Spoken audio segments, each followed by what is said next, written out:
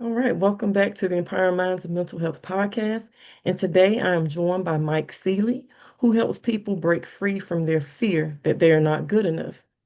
He works with individuals and leaders to unpack how culture, leadership, and even the language we use can fuel self-doubt, especially during transitions like new roles, promotions, or career pivots. So, in this conversation, we're going to define what imposter syndrome really is, explore why high achievers struggle with it, and most importantly, talk about practical ways to quiet that inner critic and build authentic confidence. So, Mr. Seeley, thank you so much for coming on. And let me ask you too, do you want me to call you Mike? You want me to call you Mr. Seeley? And we'll go from Oh, there. but Mike, by all means. All right. Okay. All right. So, if you want, we can start. You can, if you'd like, you can tell a little bit more about what you do, or we can just go right into the questions, whichever your preference. Let me give you a quick update. So I have been a senior leader in a number of large blue chip organizations, Hewlett-Packard in the US, Microsoft, BBC here in the UK, and Informa Markets here in the UK as well. Um, I've been a senior leader for at least 25 plus years at all of those companies. So running big organizations, big businesses, etc. A couple of years ago, I finally broke away from corporate life and I set my own business up as a coach and doing inclusive leadership training. And that comes from a period of lived experiences. I bring into it all of the challenges that I personally faced, which was imposter syndrome, which was hitting the glass ceiling. It was all of those things throughout my career. And really, what I want to do is to help other people overcome some of those challenges that I had. So, hence my business, it's called Zinc Global, although zinc is spelt with an X and not with a Z or a Z, as you call it. But the reason for that is the X itself means transformation, and then the INC stands for inclusion. So it's like inclusive transformation. And that's what I'm all about. It's just supporting and helping people. So Oh, there I you go. like that. Okay. All right. So we're gonna just go right to the questions. And so my first question, how do you define imposter syndrome, and why does it affect even the most accomplished professionals? Yeah, it's a good question to start with. Um, Imposter syndrome is that persistent belief that your success isn't truly earned, right? It's that Mm. somehow you fooled others into overestimating your abilities. And at any moment, you might think, oh, crumbs, somebody's going to find out that I'm not good enough or I'm an imposter.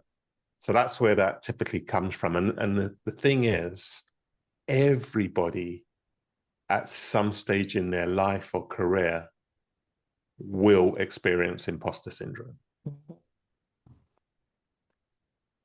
That is true. I went through that my myself, so that's why I wanted to bring you on to just provide more education around Yeah. it. So Yeah. thank you for answering that.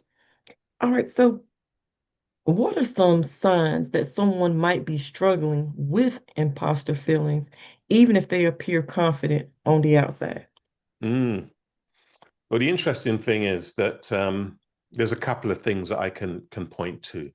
One of them is over preparing for something, which is almost like trying to be perfect. It's having that perfectionism. So, what you end up doing is you end up spending excessive time on tasks to avoid being exposed. Um, there's also people have difficulty accepting praise. If they've done a real good job, some people either want to downplay it or they start to deflect those compliments, maybe Mhm.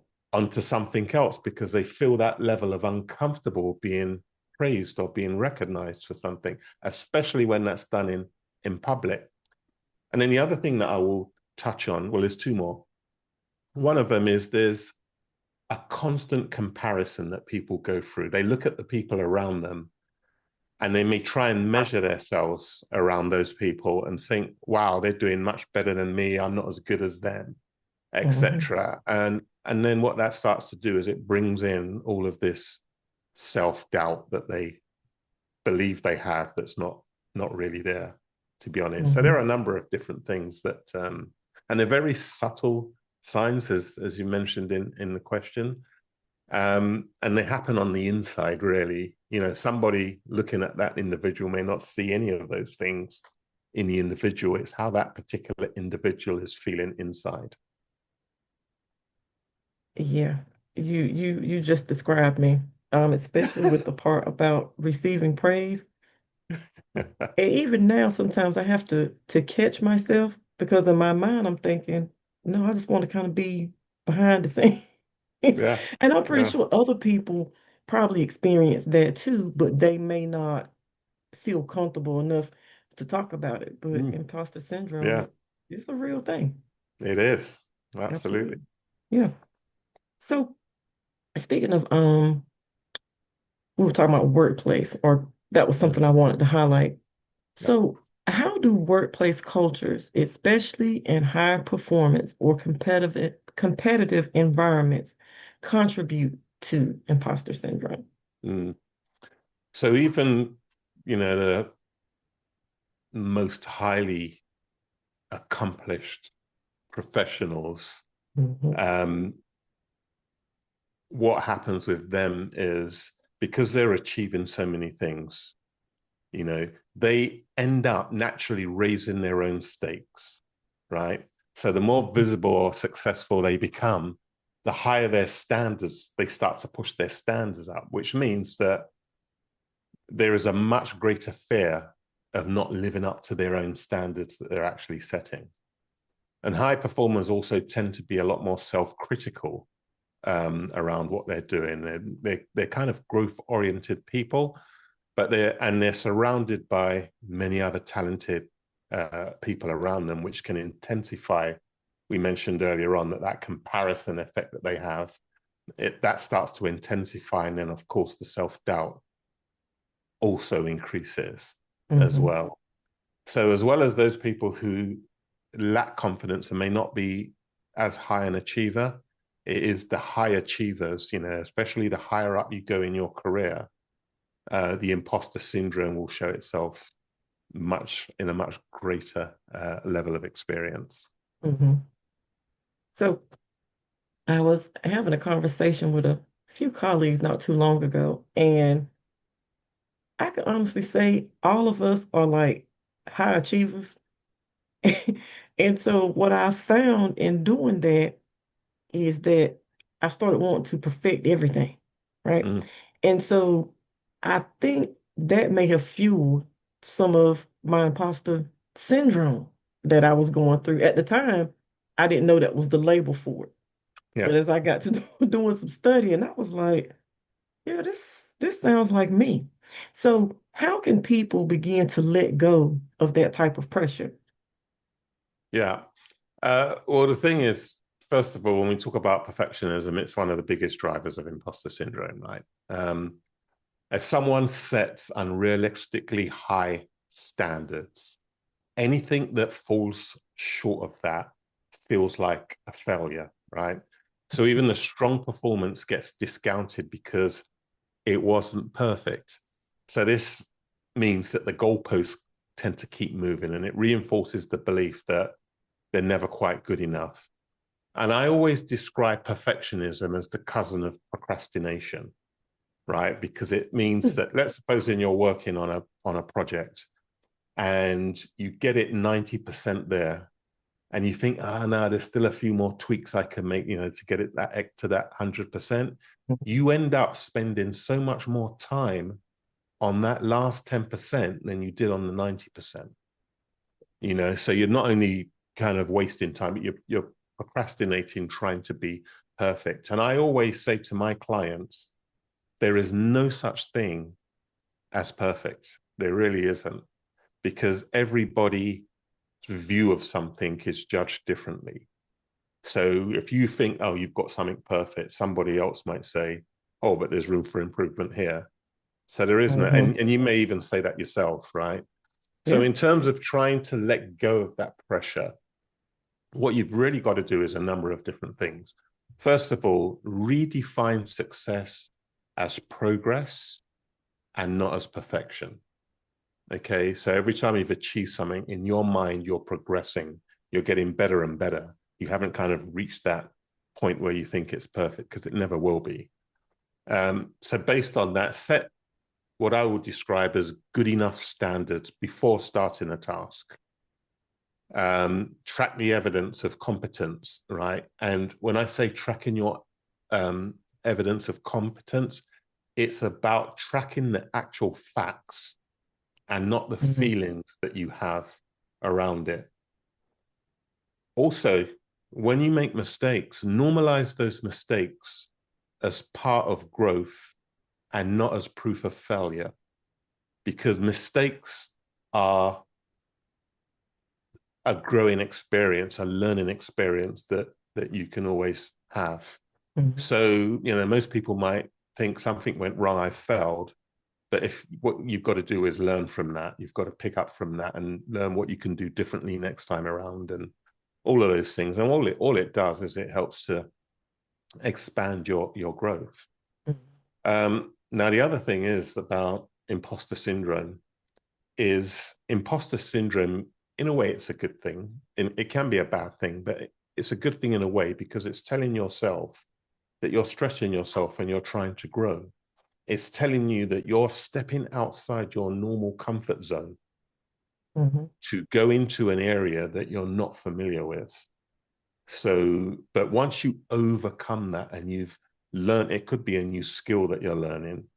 What tends to happen is that comfort zone that you've got, right? And the comfort zone is that space where you're familiar with everything, you're most confident, all of those things. That when you learn a new skill, you've expanded your comfort zone, you've made it bigger.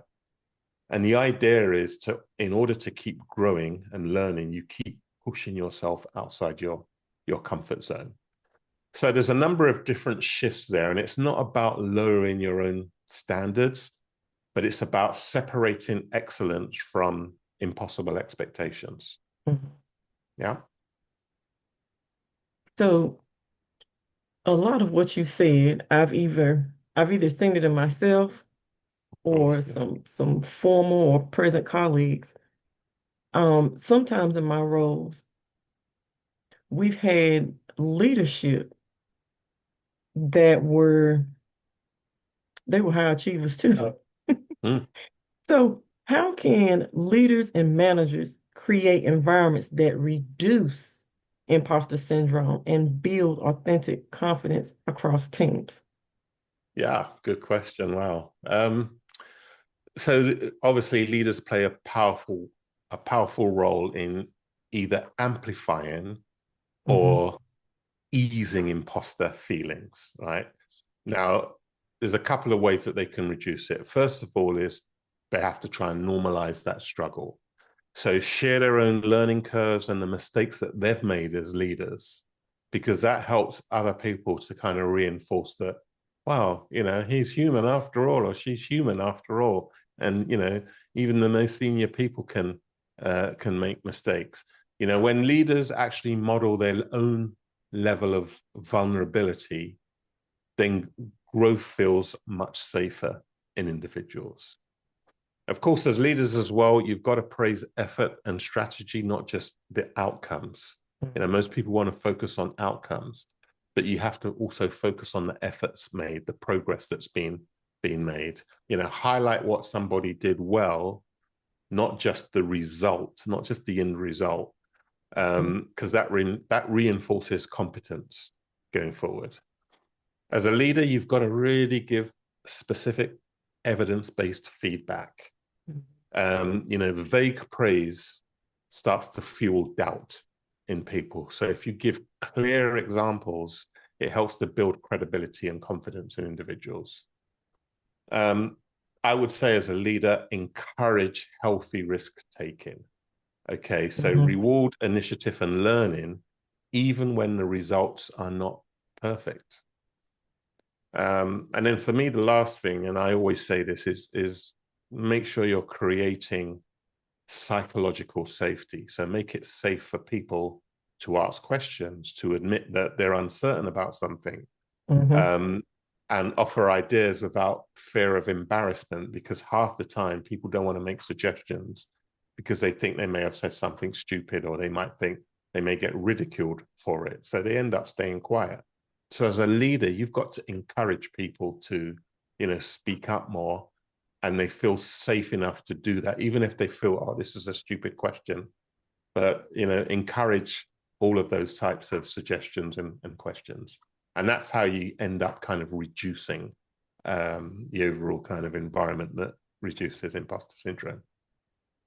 Yeah, I can't wait to upload this. Um, I I really, especially with the leadership part, I really want Mm. people to hear that, because a lot of times I don't think it's intentional. They may just don't Yeah, know. And so yeah, this is going to help me around the stigmas around it and just provide an education. So thank you. That was like yeah.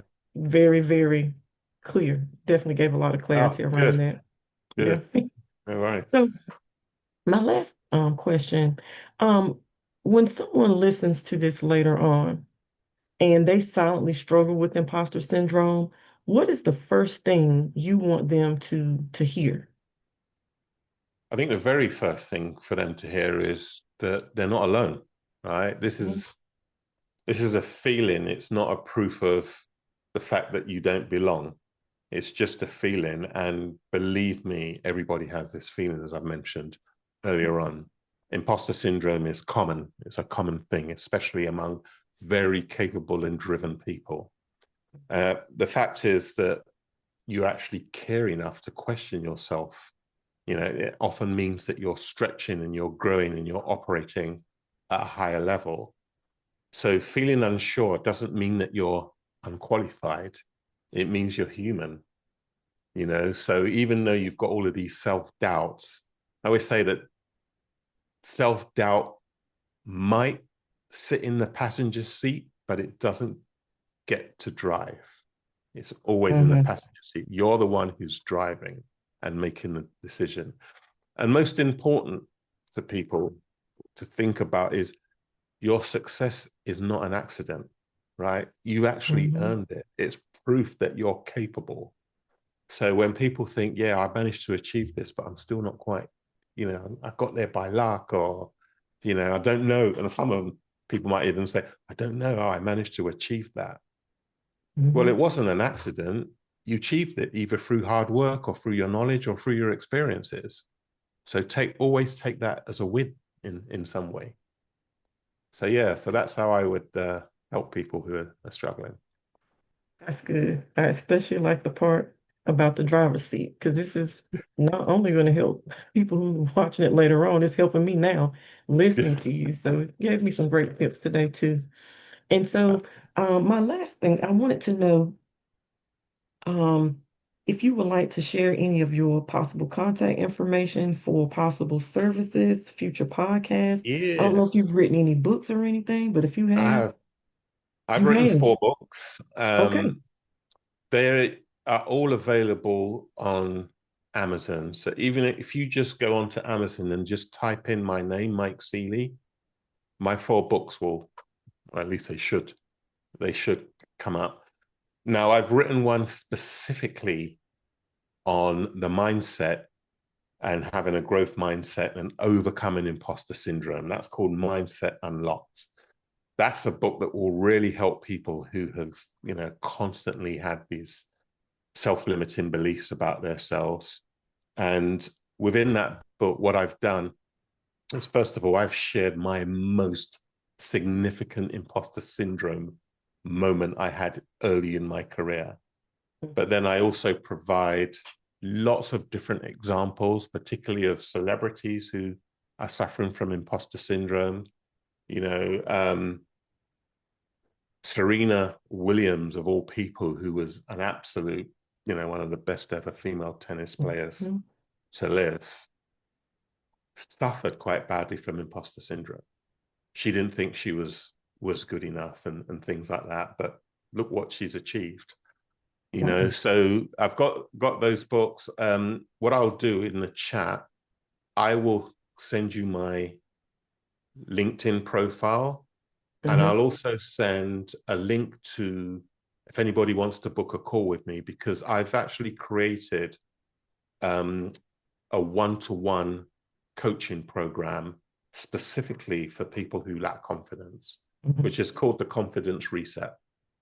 Um, and I help people to understand where that self-doubt and lack of confidence actually comes from.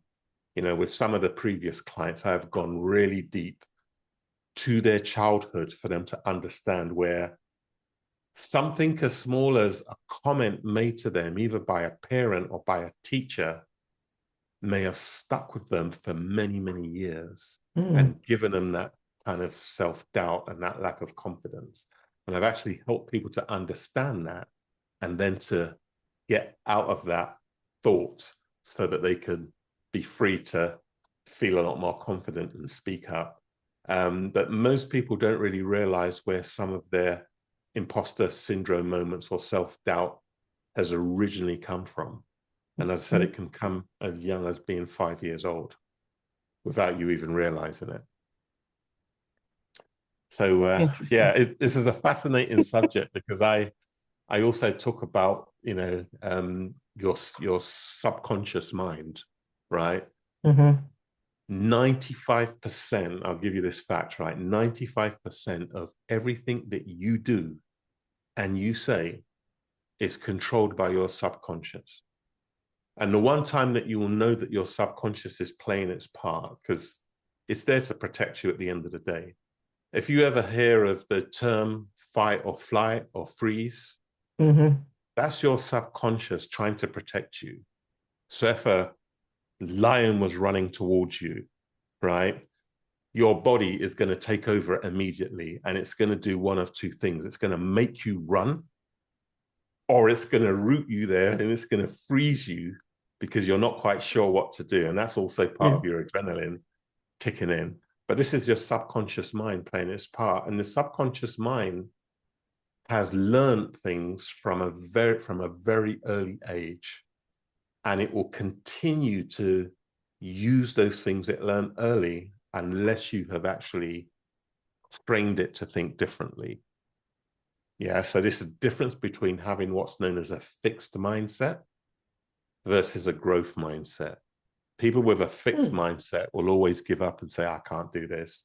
It's way beyond me. I'm not good enough to do that, which could be, I can never get a degree, or I'll never be a professional athlete, or blah, blah.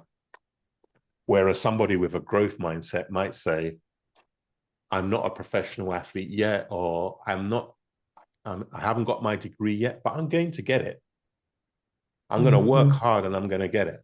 That's having a growth mindset. That's telling yourself you are capable of achieving something, but you know that you've got to work and put that work in to actually achieve it. And when you start to achieve things, it's like a big dopamine effect. It gives you a huge buzz and a fantastic feeling. And it makes you think, wow, if I could do that, what else can I do in life? Nothing's Mm-hmm. going to stop me. So you'll get a few things in the book that really kind of talks about a number of those things. Okay. So Th- so This I'll, is as I said, what I'll do, let me do that right now before we jump okay. off the call. Um, This is pretty good. I like how you just explained about the growth mindset versus a fixed mindset. I really like that. yeah, it's I mean, it took me a long time to learn and research this. Um, see if you got those things. I've just dropped the thing in the chat for you. Okay. Mm. But yeah, after my most significant moment, I felt really embarrassed because I was actually selected on a senior leadership program for high potential individuals. Um, I got sat next to the chairman of the companies when I was working for HP, and I didn't know what to say to him. I actually froze. Mm-hmm. Um, and this was throughout the whole dinner. I couldn't really, a little small talk, and I thought, Mike, he's going to think that you're an idiot, you know. So afterwards, I not only felt embarrassed, but I was frustrated with myself that I had been Mm-hmm. selected on this program for something significant that I'd achieved the previous year. So I earned my place to be there. But when I got there, I was comparing myself to the other people there, thinking, crumbs, they're so much smarter than me. Yeah. I was the only black leader in the room out of about 60 people. So I thought, wow, should I really be here? All of these silly Yeah. things going on in my head with those voices. And, I've actually learned now not to allow that voice in your head to take over. That's crazy. But yeah, but, but, but if you've got readers who are suffering from confidence, imposter syndrome, I would say read the book because it's not one of these books on pure theory. It's Mhm. where I share experiences and other stories and some exercises that people can do as well to overcome, the way that they feel when they do. Okay. Well, this is great. So after I get everything done, I'm going to go on Amazon and purchase the book for myself. Oh, I thank love to you. read, so Uh, I'll definitely read it for sure. Okay. Excellent. I'm Well, actually working on the audio version. It's almost finished. I had someone narrate oh, it for okay. me. Actually, it is somebody who is from Carolina, North Carolina, I think, is Wow, recording it for really? me. Yeah. Okay, a little southern accent, maybe. Yeah. Okay. So I don't know when that'll be out, but yeah, do get the book. It's an easy enough book to read as well. It's not one of these things that small print is. It's relaxing read. So yeah, Right. Okay. excellent. All right. Well, again, thank you so much for coming on today. My podcast, the Empowering Minds Mental Health Podcast, that's what it's all about. Educating around stigmas and making awareness so that people are aware and hopefully it encourages them to seek out possible resources in their community to help them with whatever situation Yeah. they may be going through. And if they need a personal coach, they can reach out to me, and I'm more than happy to do coaching as well. Absolutely. I'm going to include all your links in the description so that people can just click on it and, reach out to you. Excellent. Yeah. All Jennifer, right. thank you so much for inviting Thank me you onto your too. show. Been a real All right. pleasure. Okay, Thank you. take Take care. care. All right. Radio. Bye-bye. Bye.